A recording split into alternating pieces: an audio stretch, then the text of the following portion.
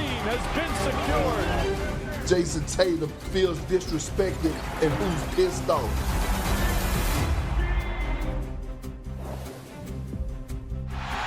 And Tatum is hurt. Jayson Tatum has suffered a ruptured right Achilles. When can he look like Jayson Tatum that we've been seeing all of these years? Jayson Tatum, he led the Celtics in points, in rebounds, and assists last season, and he was averaging 25, 10, and 5 in the playoffs before suffering that Achilles injury. In 2025, he was the third time he averaged 25, 10, and 5 in the playoffs. He passed Larry Bird for the most in Celtics history. Joining us right now is Celtics star Jayson Tatum. Jayson, it is so great to see you. I wanted to start with your Achilles rehab. We just saw a little bit of what happened a couple of months ago. Actually, you reminded us this morning on First Take that it's been 19 weeks since your injury. Is that right? Yeah. Every Tuesday is a week. So today would be 19 weeks post-surgery. 19 weeks post-surgery. And you mentioned that there's been ups and downs. Can you be specific? What are you able to do right now? What does the rehab look like?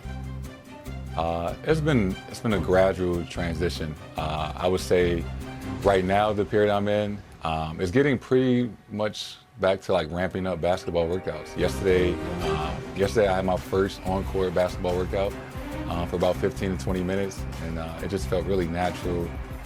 And it was like a sigh of relief to be back on the court again. Yeah, that must have felt like a breath of fresh air. I was reading earlier today a story in People magazine that you had talked to people for, and you were mentioning that you were with your son, Deuce, and watching highlights, and you turned to him and said, do you ever think I'm going to get back to that point again? What did Deuce say to you in that moment, and how full circle was it to be back on the court?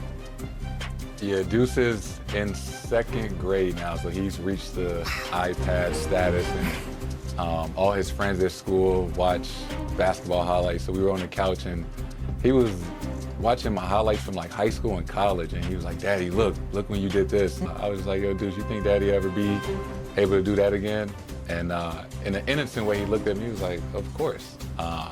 And, you know, I needed that in that moment. Yeah, that's what sons are for, right? That's the absolute right answer, Deuce. What's the next benchmark for you? If you were back on the court now, what's the next rehab hurdle for you to clear? Just to keep gradually increasing, you know, ramping up. It's been a long journey, right? And I always kind of reflect on, you know, surgery, and then you get your stitches out, and then you get your boot, and then at 4 weeks you're 50% weight bearing.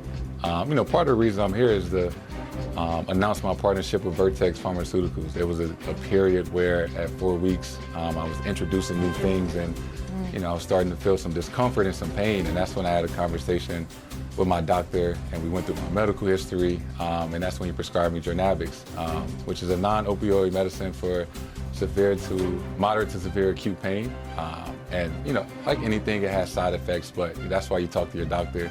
And through that time, you know, I took it, and it relieved the pain that I had, and it really just kind of gave me a clear mind and to be confident during that time going into rehab, you know, to attack whatever we were trying to do in that period. I did love, Jayson, that you have been very clear, especially today, as all of us have been saying, well, you're out for this season, this, that, and the other. That's not the way you're looking at this, right?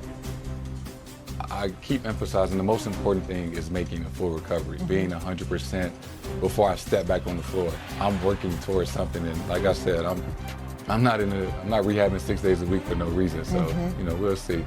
At this position, when we're going into the playoffs, I'm going to make this push as long as my body's ready. Is there something in your mind that you're going to say, yep, I have a goal right now? Absolutely. Myself, my trainer, my close friends, my mom. I told them a while ago, like I put a date on the calendar of when I will be 100% ready and able to play. Whenever that date is, it will be a home game in front of the fans in TD Garden. That is something that I have, you know, dreamed about and envisioned. Let's talk about the Celtics roster. The Celtics roster that's going to be playing in TD Garden, because it's experienced a little bit of turnover this offseason. You lost some key pieces to the 2024 title team. What role have you played in being a part of the vision, and what can you say about the roster construction currently, the team you're coming back to eventually? Yeah, I'm super excited about the team that we have. Obviously, throughout this business, throughout the NBA, there's always going to be change. You won't be able to keep the same team forever. But now it's a new chapter, it's a new journey, and I couldn't be more excited about the team that we have. There's some people who have suggested, Jayson, that, maybe the Celtics this year take a little step back, get a better lottery positioning, all of that sort of thing. Knowing Joe Mazzulla, that's not necessarily how he's wired. You're already shaking your head. That's not how this team is thinking, is it?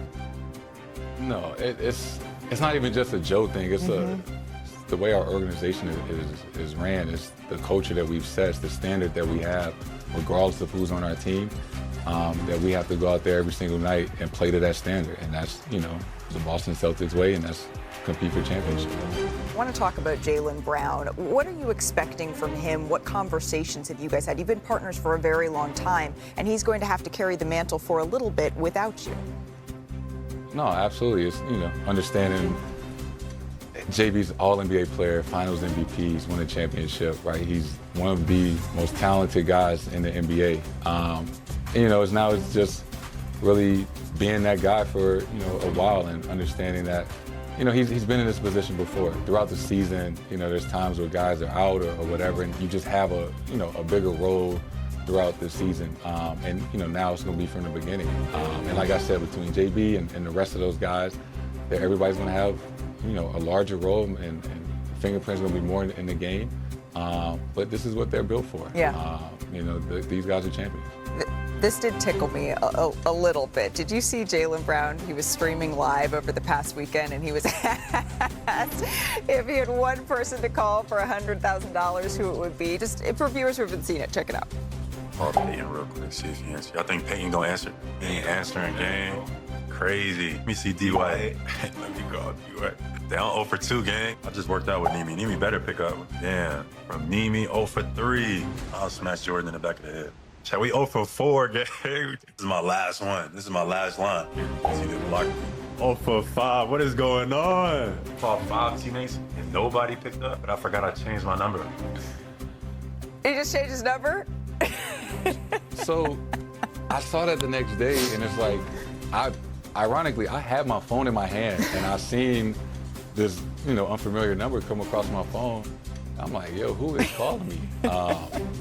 In typical JB fashion, to call his teammates but not tell us that he had a new phone number and expect us to answer. We had one of our teammates at NBA Today recently changed their phone number and made sure to text all of us, hey, this is my new number, lock it. Would he answer your FaceTime call right now? If you were to FaceTime him, would he pick up?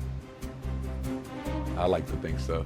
Is your phone in your pocket? We gonna give it a try? So my phone is downstairs. I don't have it. I think Kendrick Perkins would answer our FaceTime if we called it right now. I really appreciate the time, Jayson. Thank you so very much. I wish you the best of luck in your continued rehab. And shout out the Gray Sweater Gang. Have a great rest of your day. Good match. Thank you. From one of the young faces of the league to another, Anthony Edwards, already in the Timberwolves facility. He's getting work done ahead of training camp. Shams, what are you hearing in terms of the development of Ant's game this offseason? So, Malika, last off.